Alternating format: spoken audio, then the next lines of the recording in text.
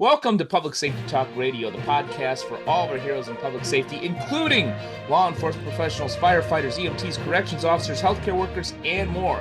The show is proud to be a part of the growing National Police Podcast Network. This episode is sponsored by Police Mortgage. Police Mortgage is a full-service mortgage company dedicated to serving police officers and first responders. Founded in 2008, Police Mortgage offers a variety of mortgage products tailored to meet the needs of those who serve and protect. Police Mortgage, for first responders who are second to none. Welcome to part 2 of our conversation with Arthur Mogilevsky of AM Healthcare and their After Action program. Let's get into a little bit of the specifics of your program. I was reading that you have a 2-week tune-up and a 30-day reset, and my initial reaction was, wow, that's really smart, because sometimes, especially first responders, maybe you're on the right track for a month, 6 months, maybe even a couple years, and then something happens, whether it's a trigger or a call or what have you. And instead of going back to the bottle, the women, the gambling, whatever it is that is your vice of choice, peanut butter and jelly, whatever the hell it is, to go back to to be able to have, all right, I don't have to start from scratch. I could do a tune-up. I could do a reset. Tell us a little bit more about those two activities. Absolutely. So one of the ideas that came from that meeting was the fact of time, Mm-hmm. right? Time is a huge concern for a lot of individuals, especially when it comes to asking for help, because the first thought that comes to their mind is, I got to be away from my family. I'm going to lose my PTO. I'm not going to be able to work overtime. I have to pay my bills. I don't have the time to do Mm-hmm. this, right? That's like the biggest excuse that or reason that I get. Um, and so that's where the 2-week reset program came in because you have your 5-day, retreats, the intensive 3 to 5 day retreats, and then you have the 30 plus days of treatment, right? Some programs keep you for 90 days, right? Which Mm-hmm. is blasphemy. But anyways, that's not here nor there. So the 2-week reset was a an idea that came up, but it had to be that the program was so intensive and focused that there was value in the 2 weeks, right? Sure. So if you look at most of the 3 to 5 day programs that exist, the ones that are very successful, like West Coast Post-Trauma Retreat, they're Mm, highly intensive. There's no room for just hanging out watching TV, really, right? mm, I mean, maybe in the evenings, but ultimately, you have to have the support system because 2 weeks might not even be enough. right. And so we've designed the 2 week and the 1 month in the same breath from a schedule standpoint. So our programs are highly intensive. They're not, you're not just sitting around journaling all day or, I can there's do that on my own, man. you could you could I do don't need to that. go to you You for could 2 weeks to journal. exactly. And well, and that it's a joke, but I mean, there's a lot Right. of programs that's how they function. I mean, and that's Hmm. the reality. So all of our clients typically will be getting between 5 to 8 individual sessions a week. Okay, so a Hmm. lot of one-on-one, right? Yeah. So because when you're coming into our environment, first of all, I want to start off by stating that our environment, it's a residential setting. Okay. Hmm. I think that's very, very important. It's not a hospital. It's not an institution. It's not a facility you just dropped off a drunk off the streets yesterday. Hmm. Okay. This is literally like your home. It's private, it's secluded. Nobody knows that we're there. And there's no signs advertising anything anywhere. And so the environment is safe, it's welcoming, right? We Hmm. have a separate program for women. We have a separate program for men. Okay. So we definitely want to make sure that we're gender specific. Our women's Right. program is an all female staff as well. Okay. Hmm. It's designed like that intentionally. Men's program is co-ed staffing. And so that's first and foremost. The men's program is a maximum of 12 clients. It's very small, very Hmm. intimate. I'm speaking specifically about After Action, the first responders program. The women's program is a maximum of 6 clients. So, being a small environment, we have the ability to be very individualized when it comes to someone's care. Okay. Because when you're in an environment where you have 50 to 100 people, 30 people, you get lost in the milieu, right? Mhm. And so, again, the 2 week program works even more effectively because of how small it is and how intentional the design of the treatment is. So every day, it's about 6 to 8 hours a day of clinical services. It's a combination of individual therapy, coaching, case management, psychiatric Mhm. support, groups. Groups are led either by first responders who are in their second careers as coaches, clinicians Mhm. from all over the country. They are led by clinicians, they're led by counselors. There's a plethora of subjects and conversations. We talk about something from sleep hygiene and how to get proper sleep, all the way to mindfulness, all the way to brain spotting in a group setting, dealing with trauma, all the way to hygiene for first responders. We have a retired sheriff who is also a coach on personal hygiene and gut wellness and all that stuff. And so Mhm. we bring him in as well. And so there's a plethora of topics that are very focused on this population.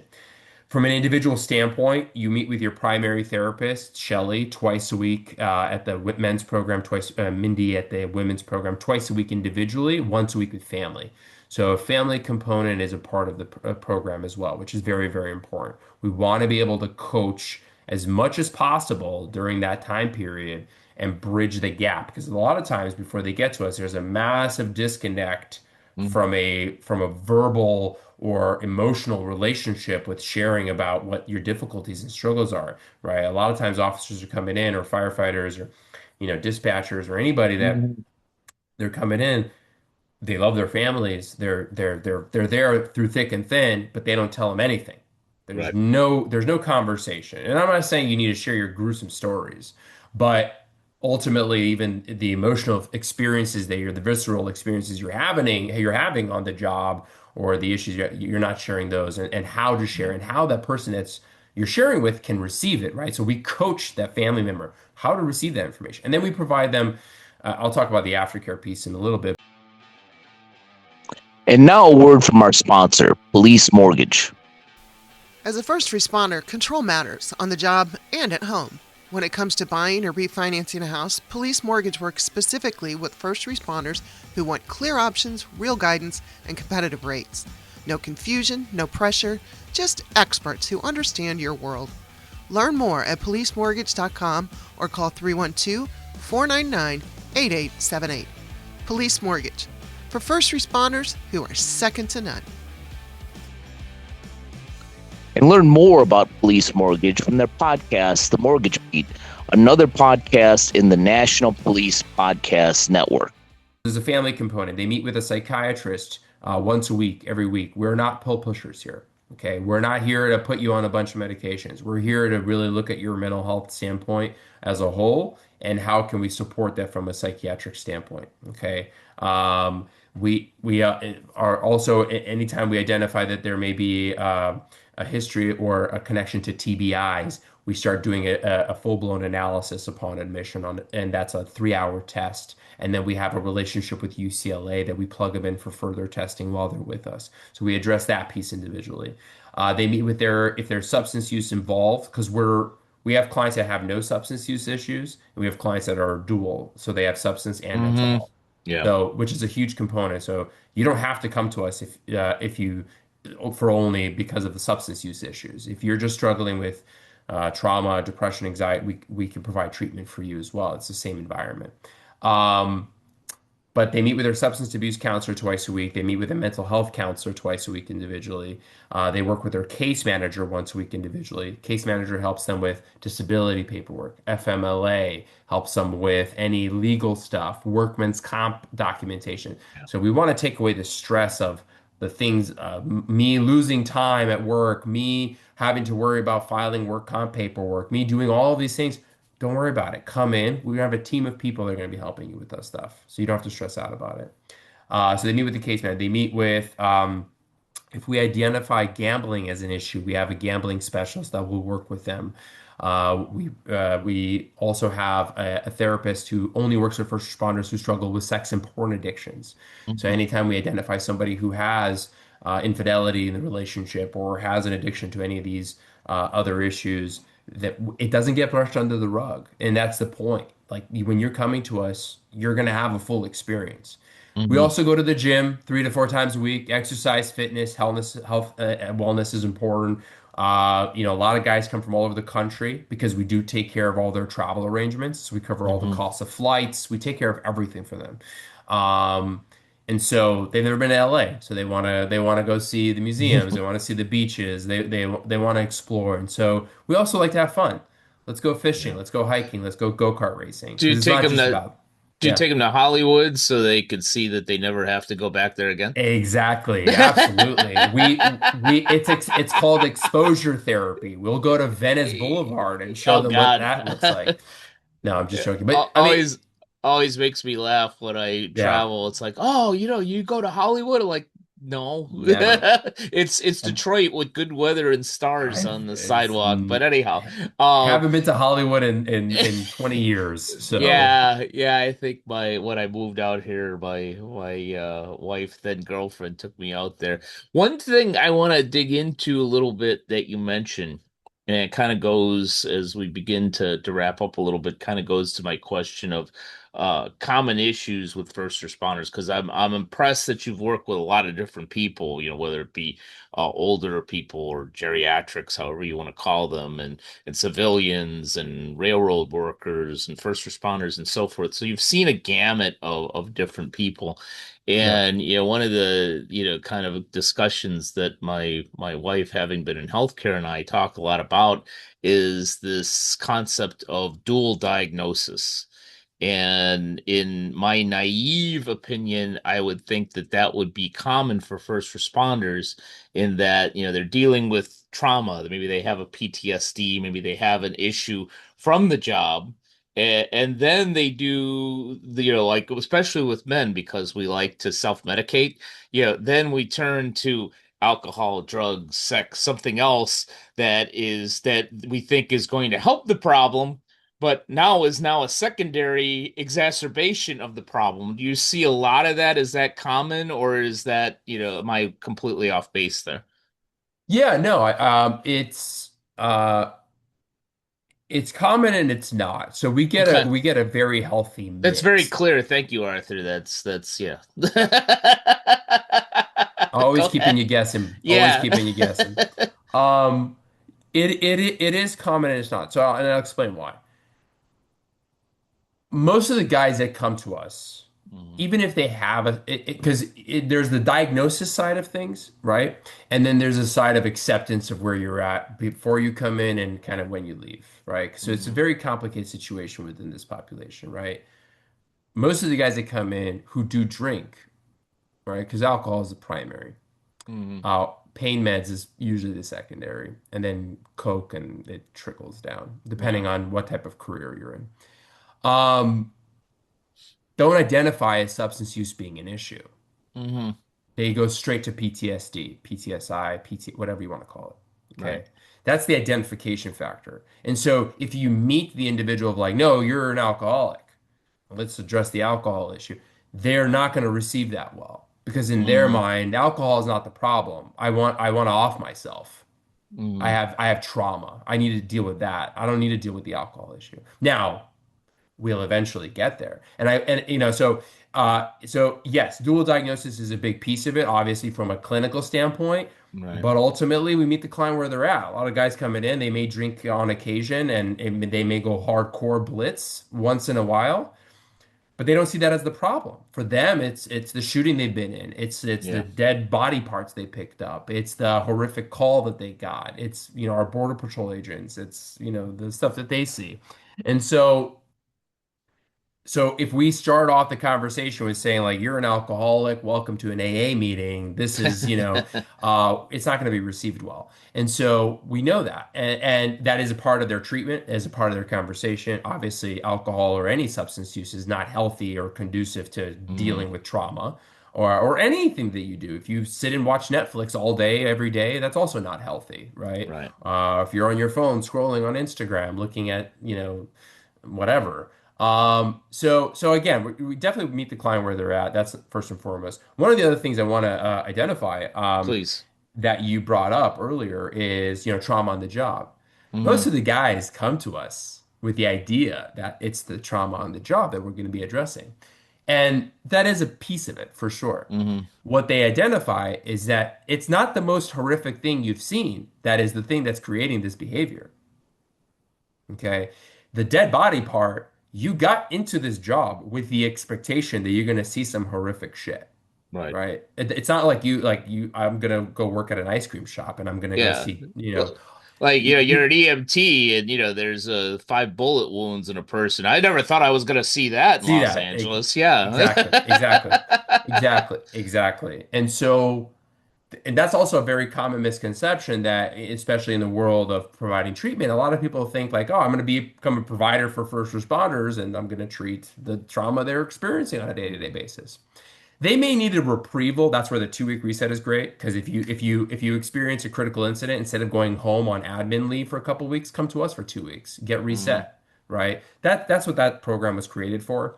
But ultimately, the responders that are coming to us, we're treating the stuff that fueled this behavior in the first place, which is Yeah. stuff that happened in your childhood. I Right. know it's tough to hear initially, and they may not be coming into us with that, but that's where we're going to get to because that's the real trauma. That's the deep stuff that you've hidden away and is the reason you became a first responder in the Right. first place, right? And so that's a big piece. And the other piece is it's administrative crap.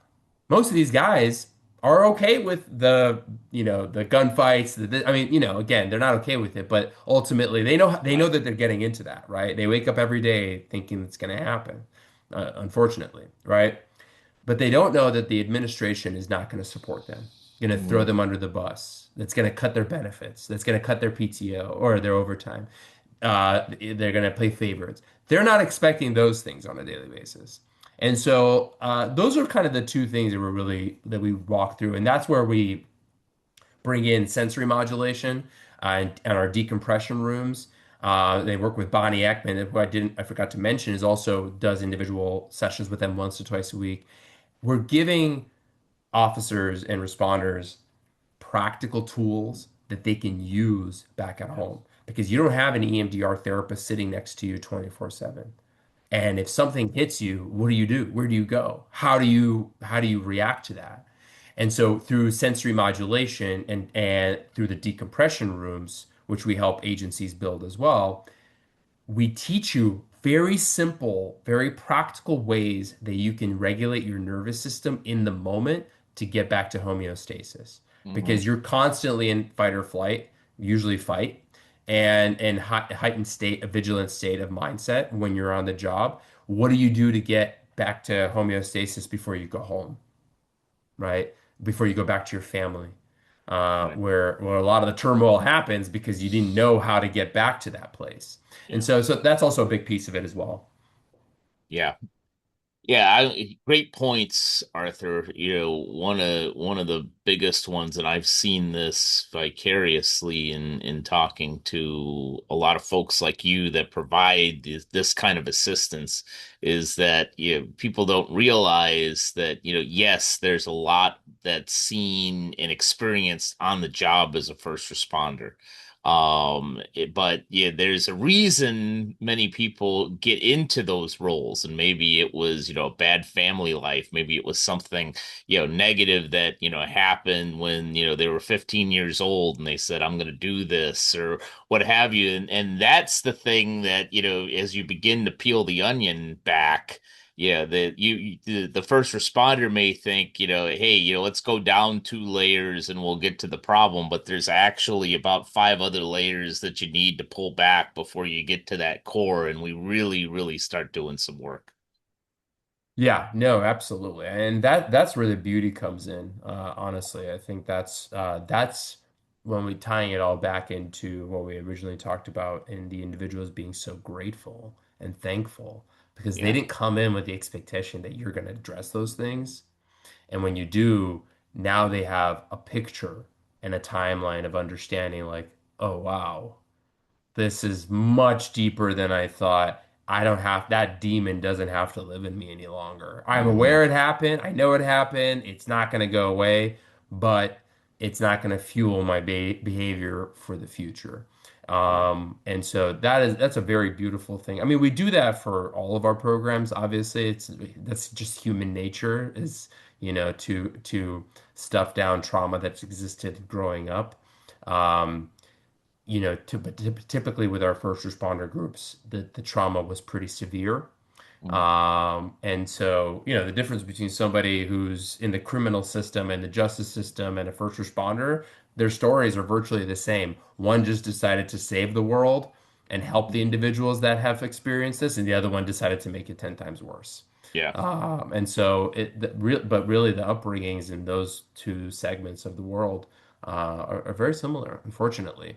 Yeah. And so whether you want to admit it or not now. So, Mm. yeah, no, it's very exciting stuff.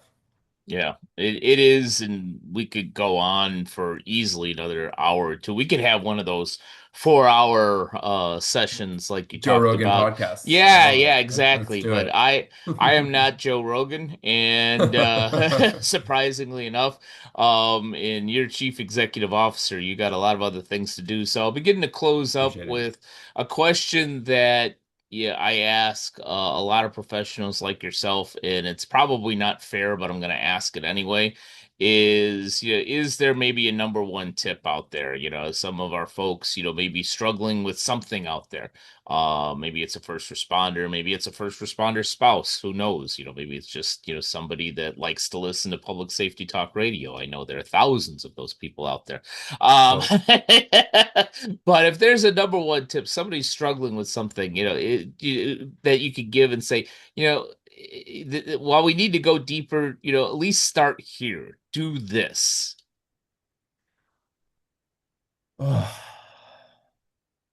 See, I said I um, don't throw curveballs, and I didn't have that in the list of questions beforehand. And there you go. yeah, There's the yeah, curveball. there's the curveball. It's a very strong curveball. Yeah. I'm gonna try not to strike out. I think when you're in the moment of things, especially when it's a moment of chaos, I think the obvious answer is just to step aside and breathe and just Mm, take a moment. We're very reactionary animals, and so when something hits us, we instantly react, whether it's to move forward or run the other way. But usually it's very difficult to step aside and just take a breath and then make a move. So I would say breathing is a huge, huge, huge catalyst to making a right decision and a wrong decision. It's a mm, huge piece in the moment, because the oxygen flow, the energy, the time, the thought process, there's so much involved in breathing. There's a lot of breathing techniques that are out there, either box breathing or counting. Look them up, ChatGPT, Google it. Anything that can help you in that moment, I think that could be a huge benefit. The other thing is,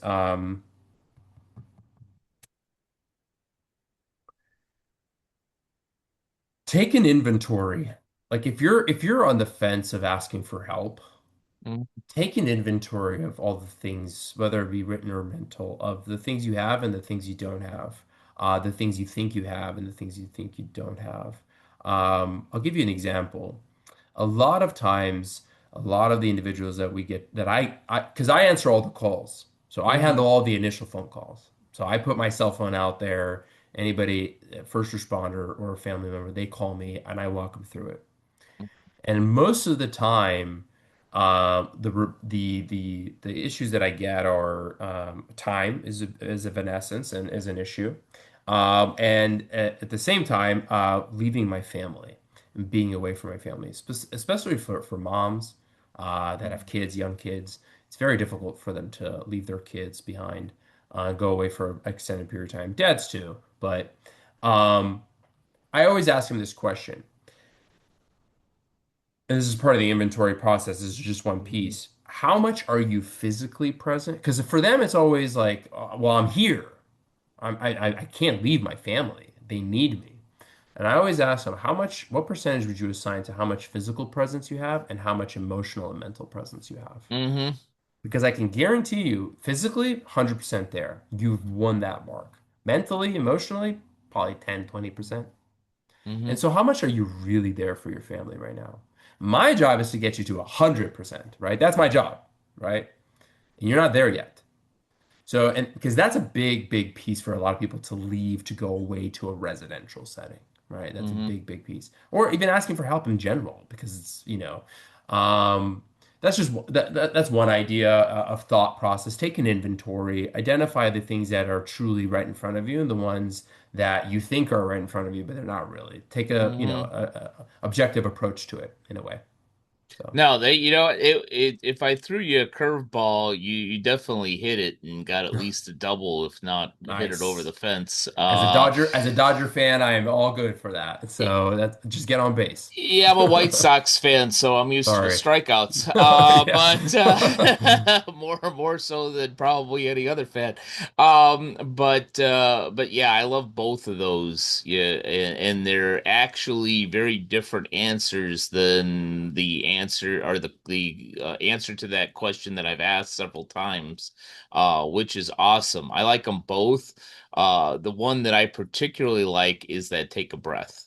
Yeah. Just from my own experience, I continually work through anger issues. And I'm sure that probably had a big part in my alcoholism. And I still get angry. Certainly do.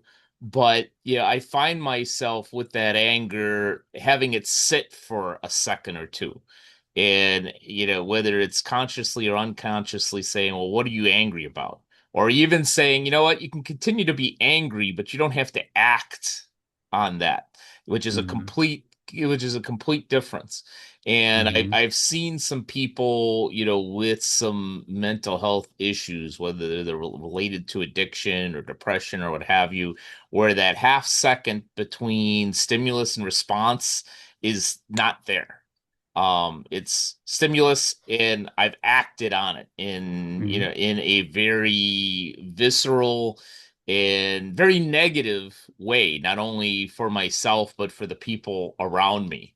And taking that half second doesn't mean that you don't have the right to be angry or sad or upset, but it's that half second of realizing, yeah, you know what, I'm pissed off and I'm probably going to be pissed off for at least the next 10 minutes, but Hmm. I could sit in quiet for a little bit and take that breath and try to reset myself rather than completely regurgitating to the whole world that, hey, I'm pissed off and everybody's going to know about it.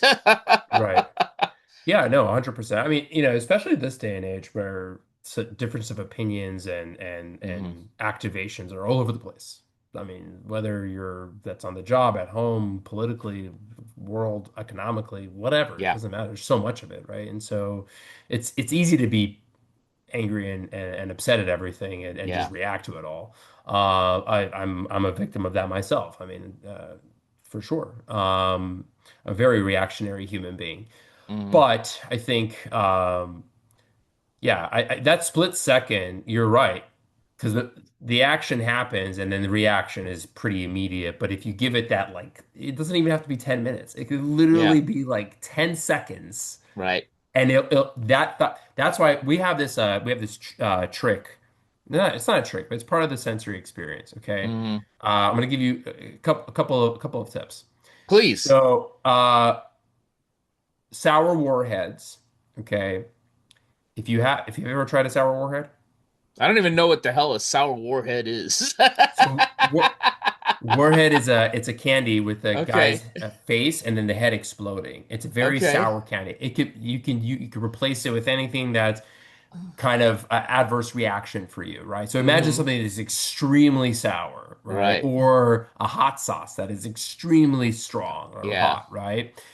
It could work with either one of those things. This is for anybody in the moment. Keep it in your pocket, okay? Hmm. Because what happens, let's say you're fixated on a situation. Mm-hmm. that is fueling a certain behavior. Whether you're feeling depressed because of it, you're angry, you're stressed, whatever it is. You take that candy or that hot sauce or whatever, the black licorice, whatever you hate or don't despise the taste of, right? Mm-hmm. Or has an adverse reaction for you. Put it in your mouth. What's the first thing that you're going to think about? Is that sour taste? That split moment of disconnect from that feeling Mm-hmm. can help you realign and redirect your attention. Very short period of time, okay? Mm-hmm. Because what happened is, and there's a lot of science behind it. Bonnie, who's our occupational specialist, she's brilliant. She does a whole presentation about this, about why your mind does this. But that split second of disconnect gives Mm-hmm. your mind the ability to reset and refocus. And it's a big, big piece. Okay. Just that split second. So if you're bad at breathing, you suck at Mm-hmm. breathing, or you have breathing issues, whatever, that's fine. Pop in a warhead. That oh crap. Okay, what was I angry about? Yeah. Now I'm Uh, angry about just popping this damn shitty tasted candy in my and the mouth. beauty of it is you could just crunch down on that sucker and just evaporate it. Um, the other thing is if you're when you're angry, what typically happens is your jawlines start getting clenched, right? And you're Hmm. just like, I just want to run through this guy or run through this wall or whatever. Hmm. Uh, and what have you familiar with high chews? Mm-mm. So No, high can't chews say are that I like have. starbursts. Okay, yeah, yeah, Okay, so these are stronger than starbursts. yeah. Hmm. They're a lot heavier or thicker. If you pop in one or two of those and chew those down, what's going to naturally happen is your jawline is actually going to start relaxing because it's Hmm. focusing on actually coming down on the candy, and it's a chewable, so it doesn't obviously hurt you in any way. Um, and that will start easing up the tension, and slowly start decreasing your connection to that angry feeling. And so these are, again, very small, very simple, nothing complicated Yeah. tips and tricks that in the moments when you're experiencing like that. So like if you go to like agencies across the nation, you're probably going to see like fire trucks and squad cars that have like warheads sitting in their dash cams or like Hmm. in their pockets. You'll see some guy popping it up. That's what it is. Yeah. Because in that Interesting. moment, it's a very quick disconnect from um, that connection. So, anyways, just a few more tips and tricks. Yeah, being a branding guy, it sounds like instead of, having Cops Coffee or Black Rifle Coffee, that we've got a Warheads. opportunity for, some Cops Yeah, sour candy or there something. you go. There But you I'm go. I'm gonna ask you for one last tip, and that tip is for those folks out there that maybe they're running a firehouse, police department, maybe they need a speaker, or maybe it's somebody that, just needs, after action. They need a little bit more and need your help. How best can they find you and AM Healthcare out there? Yeah, the best way is to contact me by my cell phone. That I'm the most responsive that way. I can give you my email address as well, and but I get 3,000 emails a day, and I'll get to it, but not as fast. And so if Right. it's an emergency and you need something right away, my cell phone number is 818-571-9841. That's my cell phone. I give it out to the world. Feel free to text or call me. Um, and then my email address is arthur@amhealthcare.org. And so, yeah, feel free to, if anybody, we're also designing, so we also have Chris Scallon and Doug Monda as our first responder liaisons. Chris Scallon is a national trainer for the FLP. Doug Monda is the founder of Survive First, which is a nonprofit out in Florida. And then Raul Rivas. We're putting together a training module that is going to be very adaptive with a plethora of topics and conversations that don't really exist in the training world for a lot of the first responder groups that do get them and pay a lot of money for them. We're doing it in a way that's affordable, but it's a la carte, where the agency can pick and choose the topics of their interest to help train their the peer support programs or stuff like that. So we're going to be putting that out there. So we're not just a treatment provider. We're here to Mhm. support you. in any other way as an agency. Like I said earlier, we also help build out decompression rooms and sensory rooms. So if you guys want us to help with that and put on a training with that as well, that's a big piece of what we do as well. So Awesome.